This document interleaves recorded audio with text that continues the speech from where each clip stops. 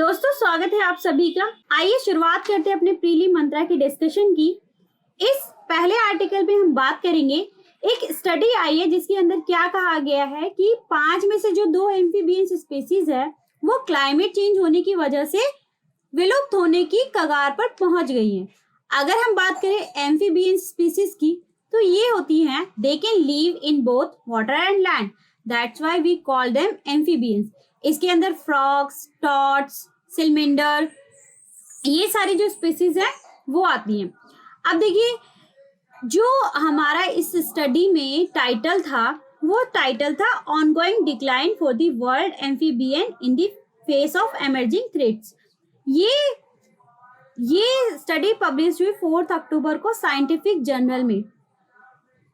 देखिए, इन स्पीसीज के विलुप्त होने के 2 मेन कंसर्न हो सकते हैं। First is climate change and second is habitat loss.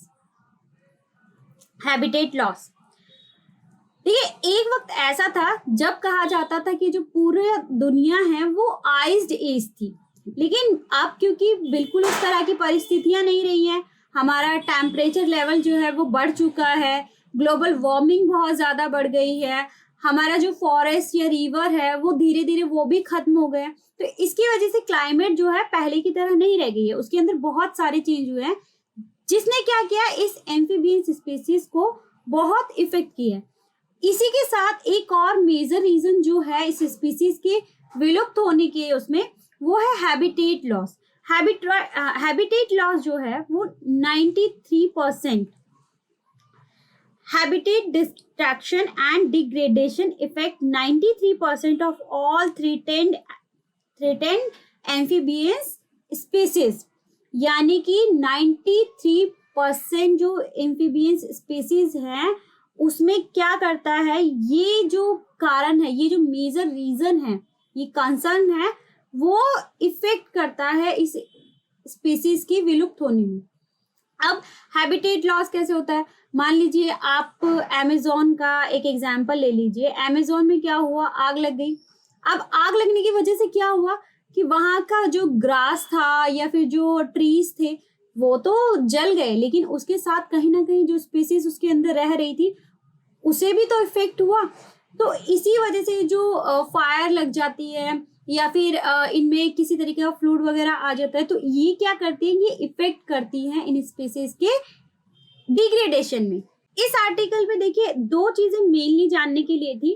पहली ये है कि ये जो स्टडी है ये स्टडी बेस्ड है सेकेंड ग्लोबल एम्फीबियंस असेसमेंट पर, जो कोऑर्डिनेट किसके साथ करती है, कोऑर्डिनेट करती है रेड लिस्ट अथॉरिटी के साथ। और देखिए, इस असेसमेंट में क्या कहा गया, जो 8000 तकरीबन स्पीसीज हैं वो बिल्कुल खत्म होने की कगार पे पहुंच गई हैं, जिसमें से कि अभी जो 2286 हैं जो स्पीसीज हैं उनको पहली बार फर्स्ट टाइम इवैल्यूएट किया गया है। ये डेटा तब है। तो इस फर्स्ट आर्टिकल में हमें इतना ही समझना था कि क्लाइमेट चेंज की वजह से क्या हो रहा है, ये प्रजातियां जो हैं, ये स्पीसीज जो है लाइक फ्रॉग, सेलमेंडर या फिर टॉड्स, ये इनकी जो स्पीसीज हैं ये धीरे धीरे विलुप्त होती जा रही है, और शायद ऐसा हो सकता है एक वक्त बाद कि पूरी तरीके से ही खत्म हो जाए। इस आर्टिकल में इतना ही था। चलिए बढ़ते अपने नेक्स्ट आर्टिकल की तरफ। वेनेजुएला में जो विपक्षी नेता हैं गॉइडी, उनको अरेस्ट किया गया है, उनके नाम पे एक अरेस्ट वारंट जारी किया गया है। इन पर क्या आरोप लगाया गया है कि इन्होंने जो देश की सिक्योरिटी के साथ कुछ कॉम्प्रोमाइज किए हैं, लाइक कुछ इंपॉर्टेंट इंफॉर्मेशन इन्होंने लीक कर दी है। अब देखिए, अगर हम थोड़ी सी बात करें वेनेजुएला के बारे में, तो इसके आसपास जो एरिया है वो कोलंबिया, ब्राजील और ग्याना, इसके इर्द गिर्द है।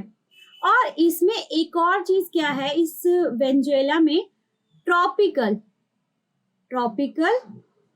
ग्रासलैंड, ये ट्रॉपिकल ग्रासलैंड इस वेनेजुएला में लोकेटेड है। अब देखिए, इस ट्रॉपिकल ग्रासलैंड का नाम क्या है, लेनोस। क्या नाम है इसका, लेनोस। अब देखिए, अगर मैं आपको इस ट्रॉपिकल ग्रासलैंड की स्पेशलिटी को बताऊं तो देखिए यहाँ यूजली जो ग्रासलैंड मिलती है उसे एलिफेंट एलिफेंट ग्रासलैंड कहा जाता है, एलिफेंट ग्रासलैंड कहा जाता है। और इनकी जो जनरली हाइट होती है वो 4 to 5 मीटर की होती है, 4 to 5 मीटर की इनकी बस मैक्सिमम हाइट रहती है। अब देखिए ये जो है ना, यहाँ न्यूट्रिशन की जो वॉल्यूम होती है वो बहुत ही ज्यादा कम होती है, और यहाँ इस ट्रॉपिकल ग्रासलैंड में आपको जो ट्रीज हैं वो बहुत कम देखने को मिलेंगे, और अगर वो मिल भी जाएं तो उनका जो तना होता है वो काफी मोटा होता है, जिसके अंदर वो पानी स्टोर करके रखते हैं, क्योंकि वहां पर बारिश नहीं होती है, और अगर बारिश होती भी है तो 75 to 150 सेंटीमीटर तक ही बारिश होती है। इस वजह से यहाँ की जो ट्री है उनका तना मोटा होता है। अब देखिए इस ट्रॉपिकल ग्रासलैंड में एक कॉमन चीज क्या है कि यहाँ पर जो फॉरेस्ट फायर की जो प्रॉब्लम है वो आपको बहुत ज्यादा दिखाई देगी। लाइक इस वाले ट्रॉपिकल ग्रासलैंड में ये फॉरेस्ट फायर की प्रॉब्लम बहुत ही कॉमन है। मेनली हमें इस आर्टिकल में इतना ही समझना था। चलिए बढ़ते हैं अपने नेक्स्ट आर्टिकल की तरफ। इस आर्टिकल में हम बात करेंगे रशिया के बारे में, जिसने कहा है कि वो न्यूक्लियर टेस्ट ट्रीटी है जो वो उससे अब बाहर हो जाना चाहता है, यानी कि अब उसका मेंबर नहीं बनना चाहता। अभी देखिए हम सबको पता है कि यूक्रेन में वॉर हो रहा है, और इसका जो सपोर्ट है वो वेस्टर्न कंट्रीज बहुत ज्यादा कर रही है। वेस्टर्न कंट्रीज जो है वो बहुत ज्यादा सपोर्ट कर रही है यूक्रेन को। अब जो रशिया है उसने ये ट्रीटी लगभग इस ईयर में इसने इस ट्रीटी में पार्टिसिपेट किया था। ही पार्टिसिपेट इन दिस ईयर 2000, उसने इसमें पार्टिसिपेट किया था। तो अब वो क्या कह रहा है रशिया कि वो इस न्यूक्लियर ट्रीटी का मेंबर नहीं बन के रहना चाहता, अब वो इस ट्रीटी को खत्म कर देना चाहता है। इसकी वजह से जो ये रशिया है ये आजकल बड़ा न्यूज में है, और रशिया जो है वो दुनिया का सबसे बड़ा देश है बाय एरिया। यहाँ की जो प्रेसिडेंट है वो पुतिन है, और जो इसकी कैपिटल है वो है मॉस्को। ये मेनली चीजें हमें रशिया के बारे में जो याद रखनी है कि अभी इसने ये ट्रीटी है जो उसको खत्म कर दिया, वो इसका मेंबर नहीं रह रहा। देखिए हम जो इंडिया है हमने भी कई तरह की ट्रीटीज पे साइन कर रखे हैं, जैसे कि CTBT है, हमने उस पर साइन किया हुआ है to ban all nuclear explosion for both civil and military purpose के लिए थी। इस पे जो इंडिया है उसने भी साइन कर रखे हैं। तो इसी तरीके से रशिया ने भी इस ट्रीटी के अंदर, न्यूक्लियर टेस्ट ट्रीटी के अंदर आपने पार्टिसिपेट किया था अपने आप को, लेकिन अब उसने अपनी मेंबरशिप को वापस लेने का फैसला किया। अब वो इस ट्रीटी को खत्म कर रहा है। दैट्स व्हाई ये अभी न्यूज में बना हुआ है। मेनली हमें इस आर्टिकल में बस इतना ही जानना था। अब बढ़ते अपने नेक्स्ट आर्टिकल की तरफ। देखिए इस आर्टिकल में क्या है कि एक एनजीओ रेस्क्यू शिप के थ्रू 258 माइग्रेंट पीपल को बचाया गया है। इसमें एक नॉन प्रॉफिट रेस्क्यू शिप है जो ऑपरेट कर रही है लिबिया कोस्ट पर। इसके अंदर उसने क्या किया गया, 250 माइग्रेंट जो लोग हैं उनको उनकी लाइफ सेव की है। इसने 2 तरह का 2 सेपरेट ऑपरेशन किया है, जो कि फर्स्ट था एक 7 metre wooden boat. 2 separate operation थे। इसके अंदर एक 7 मीटर की एक लकड़ी की नाव थी जिसके अंदर 162 माइग्रेंट थे, जिसमें कि मिनिमम 17 वुमेन एंड 29 माइनर यानी कि बच्चे थे, और 162 जो थे वो माइग्रेंट थे। इन सबको क्या किया गया है, इस एनजीओ रेस्क्यू शिप के थ्रू सेव किया गया, इनकी लाइफ को सेव किया गया है। अब आपको इसमें एक मेन चीज जो जाननी है कि इस बोट पर जो ज्यादातर माइग्रेंट थे वो कहाँ से आए हुए हैं, वो है सीरियंस और इजिप्टियंस। जो बोट पर सबसे ज्यादा थे, जिनकी संख्या सबसे ज्यादा है, वो सीरियंस और इजिप्टियंस थे। इस माइग्रेंट जो सेव किए गए पीपल हैं इसके अंदर इनकी मेनली इस आर्टिकल में हमें इतना ही समझना था। चलिए बढ़ते हैं अपने नेक्स्ट आर्टिकल की तरफ। देखिए इस आर्टिकल में हम बात करेंगे तीस्ता डैम के बारे में। अभी हम सबको पता है कि सिक्किम में जीएलएफ के कारण बहुत भारी नुकसान हो रहा है। उसी में क्या हुआ कि GLF recently washed away 60 metre high concrete Teesta dam. अब ये जो तीस्ता डैम थी, इसमें क्या हुआ कि जीएलएफ ने चुकथाव गांव के पास ये जो 1200 मेगावाट की तीस्ता थर्ड जो डैम थी, वो 60 मीटर ऊंची बनी हुई थी, कंक्रीट की वो डैम थी, उसको भी तबाह कर दिया है, यानी उसको भी वो बहा के ले गई अपने साथ में। अब देखिए ये जो तीस्ता डैम है, it is located in Riyang Kalimpong district of West Bengal. ये कहाँ लोकेटेड थी? ये रियांग कलिम्पोंग डिस्ट्रिक्ट में वेस्ट बंगाल के लोकेटेड थी। और ये कितने मेगावाट थी? ये थी 1200 मेगावाट, इतनी थी। और जो इसकी हाइट थी वो थी 60 मीटर। ये पूरी तरीके से कंक्रीट से बनी हुई थी। जीएलओएफ ने क्या किया, इसको भी वो अपने साथ बहा के ले गई। अब देखिए जो तीस्ता डैम थी वो मेनली क्या की गई थी, वो एक उससे हम बिजली बनाने का काम करते थे, वो प्रोवाइडर थी, मेजर सोर्स था इलेक्ट्रिसिटी का for Sikkim and West Bengal. अब अगर हम थोड़ा तीस्ता रिवर के बारे में देखें तो ये तीस्ता रिवर जो थी वो ट्रिब्यूटरी थी ब्रह्मपुत्र की, और जो इसका ओरिजिन होता था वो हिमालय से चुंगथांग सिक्किम से वो बहते हुए कहाँ जाती थी, वो बांग्लादेश में एंटर करती थी। ठीक है, हमें मेनली इस आर्टिकल में यही जानना था कि जो तीस्ता डैम, जो तीस्ता थर्ड डैम है, वो सरवाइव नहीं कर पाई है इस लेक आउटबर्स्ट के कारण। चलिए बढ़ते हैं अपने नेक्स्ट आर्टिकल की तरफ। देखिए इस आर्टिकल में हम बात करेंगे कनाडा और इंडिया के बारे में। कनाडा ने अपना, अभी हमारा इंडिया जो है वो होस्ट करने जा रहा है फिर से P20 में एक समिट करने जा रहा है होस्ट, जिसके अंदर कनाडा ने अपना कंफर्मेशन दिया है कि वो इसमें पार्टिसिपेट करेगा। अब बात करें कि कनाडा ने जब अपना कंफर्मेशन दे दिया तो इंडिया ने क्या कहा कि अभी जो कनाडा और इंडिया के बीच में कुछ इश्यूज चल रहे थे, वो हो सकता है इस वाली समिट में वो उन इश्यूज को डिस्कस भी करे। अब देखिए ये जो P20 समिट है वो 13-14 अक्टूबर को होगा, और इसमें जो जितने भी G20 कंट्रीज थी वो पार्टिसिपेट करेगी। ये जो सम्मेलन होगा, ये जो कन्वेंशन, ये जो समिट होगा, वो समिट हेल्ड किया जाएगा द्वारका में, जो new inaugurated India international convention and expo centre Yashasvi Bhoomi में होगा। और इसका उद्घाटन कौन करेंगे? पीएम नरेंद्र मोदी, वो इसको इनोग्रेट करेंगे। अब जो कनाडा की तरफ से P20 समिट में कनाडा की तरफ से जो प्रतिनिधित्व करेंगे वो होंगे सीनेट। P20 समिट में कनाडा का प्रतिनिधित्व सीनेट स्पीकर रेमोंड गगने करेंगे। रेमोंड गगने ये जो है कनाडा को रिप्रेजेंट करेंगे P20 में। बेसिकली हमें इस आर्टिकल में इतना जानना था कि जो P20 समिट है वो हेल्ड होने जा रहा है 13-14 अक्टूबर को इन अपकमिंग वीक। और ये जो समिट होगा वो न्यू इनिग्रेटेड IIC यानी कि इंडियन इंटरनेशनल कन्वेंशन सेंटर में हेल्ड होगा, जो कि लोकेटेड है द्वारका में यशस्वी भूमि पर। और इसको इनोग्रेट कौन करेंगे? हमारे प्राइम मिनिस्टर। बेसिकली इस आर्टिकल में हमें इतना ही जानना था।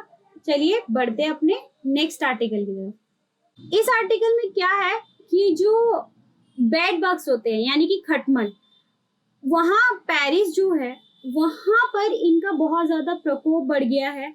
क्या हुआ है कि आप सबको पता है कि Paris is the world most visited city with 44 million tourist in 2022। यानी कि आप खुद सोच लीजिए कि पेरिस इतना मोस्ट विजिटेड सिटी है अभी तक भी। वहां पर क्या हुआ है कि जो खटमल्स हैं उनका इन्फेक्शंस का जो है वो बहुत ज्यादा बढ़ गया है। उसी में बात की गई है कि फ्रांस गवर्नमेंट ने ये रिवील्ड किया कि ये जो ब्लड सकिंग इंसेक्ट है वो शहर में क्या हो गया, चिंता का कारण बन गया है। ये इंसेक्ट क्या होते हैं, आमतौर पे मैट्रेस या बेड फ्रेम में रहते हैं, जो हमारे सोफे होते हैं या जो हमारा बेड का मैट्रेस वगैरह होता है, ये अक्सर उसमें मिलते हैं ये बेड बग्स। अब देखिए इसमें क्या हुआ कि अब ये इसकी जो पॉपुलेशन है वो डिक्रीज कैसे हो रही है, ठीक है, ये डिक्रीज हो रही है, ये किसी भी तरीके से अटैच हो जाती है। Bed bugs population increase because they can attach themselves unspotted in cloth and everyday objects. अगर हम कहीं पे भी जा रहे हैं तो ये हमारे साथ हमारे कपड़ों में चिपक सकती है, या फिर हमारा जो ट्रेवल का जो भी बैग वगैरह है ये उसमें चिपक सकती है। इस वजह से इनकी पॉपुलेशन क्या है वो बढ़ रही है।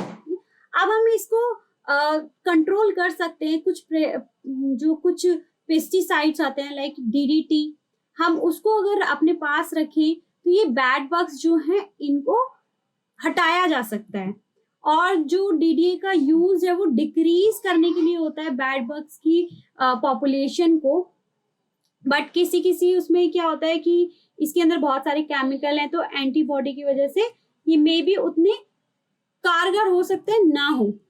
अब देखिए पेरिस में जो बेड बग्स है ये 2-3 decades later now bed bugs have been returning in country, यानी कि ये जो बेड बग्स है वो 2-3 डिकेड्स बाद पेरिस में वापस लौट कर आया है। बेसिकली अगर हम देखें तो जो इंसेक्ट होती हैं उनसे कहीं ना कहीं सबको कुछ ना कुछ नुकसान रहते ही हैं। इस आर्टिकल को यहीं पे खत्म करते हैं और बढ़ते हैं अपने नेक्स्ट आर्टिकल की तरफ। इस आर्टिकल में हम बात करने जा रहे हैं मनी बिल के बारे में। देखिए अभी कई तरह की याचिकाएं जो है वो सुप्रीम कोर्ट को रिसीव हुई है, किस कॉन्टेक्स्ट में, कि जो सेंटर है वो मनी बिल का रास्ता अपनाकर कई सारे कानूनों को क्या करता है, पास करवा लेता है। इसी के अगेंस्ट याचिकाएं जो है वो सुप्रीम कोर्ट में फाइल की गई है। अब इन्हीं की सुनवाई करने के लिए एक 7 जज का जो बेंच है वो गठित किया गया है, ताकि वो इस मुद्दे के ऊपर पूरी उसको एग्जामिन कर सके और फिर उसके बाद अपना फैसला सुना सके। अभी देखिए क्या होता है कि कई ऐसे मैटर्स होते हैं जिनमें जब भी लॉ बनाने की बात आती है या बिल पास कराने की बात आती है, तो जो सेंट्रल गवर्नमेंट है वो उन बिल को क्या करती है या उन मैटर्स को क्या करती है, मनी बिल बना के प्रेजेंट कर देती है।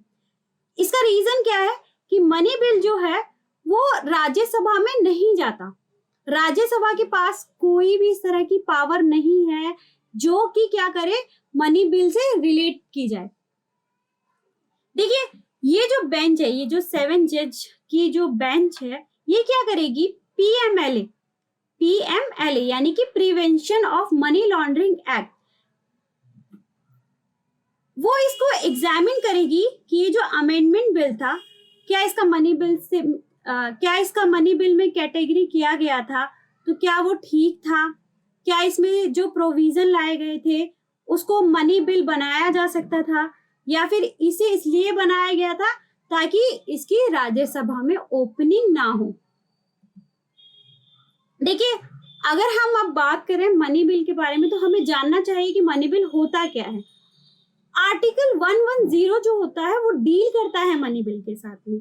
मनी बिल इस तरह का बिल होता है जो लोकसभा के स्पीकर के विचार में किसी ऐसे मैटर से डील करता है जो टैक्सेशन का मामला हो या फिर जो पैसा निकाला जाता है उससे रिलेटेड हो, यानी कि जो every portion of public fund है, the consolidated fund of India और the contingency fund of India, इनमें से अगर किसी भी तरीके का पैसा निकाला जाता है तो वो किसके अंडर में कहलाएगा, वो मनी बिल कहा जाएगा। देखिए जो मनी बिल है वो सिर्फ और सिर्फ इंट्रोड्यूस किया जाता है लोकसभा के अंदर। लोकसभा के स्पीकर ही क्लासिफाइड करते हैं कि किसी बिल को एज अ मनी बिल कहा जाए या ना कहा जाए, उसे क्लासिफाइड किया जाए या ना किया जाए। अब देखिए अगर लोकसभा स्पीकर ने एक बार ये डिक्लेयर कर दिया कि उस बिल को अगर लोकसभा स्पीकर ने ये डिक्लेयर कर दिया कि ये मनी बिल है तो उस बिल को राज्यसभा की मंजूरी की जरूरत नहीं होती, क्योंकि राज्यसभा के पास उतनी पावर नहीं है। अब देखिए जो आर्टिकल 110 का सेक्शन 3 है वो क्या कहता है कि if any question arise whether a bill is a money bill और not, the decision of the speaker shall be final. यानी कि पहले क्या था कि किसी भी तरीके का जो क्वेश्चन उठेगा बिल से रिलेटेड या मनी बिल से रिलेटेड, उसका जो फाइनल डिसीजन होगा वो कौन लेगा? लोकसभा के जो स्पीकर होंगे वही फाइनल डिसीजन लेंगे। अब देखिए सुप्रीम कोर्ट ने 2018 में जो आधार केस था उस पर क्या कहा कि speaker decision will be subject to judicial scrutiny. देखिए बिफोर द बेंच क्या था कि ये 3 केस थे, पीएमएलए एंड आधार केस और ट्रिब्यूनल अमेंडमेंट। इन पर जब बात की गई तो इसके अंदर पाया गया जो पीएमएलए और आधार एक्ट है उस पर सुप्रीम कोर्ट ने कहा कि ये अपहेल्ड है। अपहेल्ड का मतलब कि उनको मंजूरी दे दी सुप्रीम कोर्ट ने कि वो जो है वो मनी बिल के अंदर ही आते हैं, उसको उन्होंने रिजेक्ट नहीं किया। उन्होंने कहा कि ये दोनों केसेस जो हैं ये मनी बिल के अंडर में ही आते हैं, ये बिल्कुल ठीक है। लेकिन जो ट्रिब्यूनल अमेंडमेंट था उस पे उन्होंने कहा कि ये अनकॉन्स्टिट्यूशनल था। इस पे सुप्रीम कोर्ट ने अपना डिसीजन स्ट्रक डाउन कर दिया ये कहकर कि ये एज अ अनकॉन्स्टिट्यूशनल था, यानी ये मनी बिल के दायरे में कहीं से भी कैटेगराइज नहीं था प्रॉपरली। तो अब जो है अभी रिसेंट में जो हम बात कर रहे हैं इस मनी बिल के बारे में, तो अब 2023 में क्या हो रहा है कि वापस से जो 7 जज की बेंच है वो अपना इस मैटर पे अब फाइनल डिसीजन देगी इसे एग्जामिन करके। इस आर्टिकल में इतना ही था। मिलते हैं अब अपनी नेक्स्ट वीडियो में, तब तक के लिए बने रहिए यूपीएससी मंच पर। वीडियो को देखने के लिए धन्यवाद। Thank you.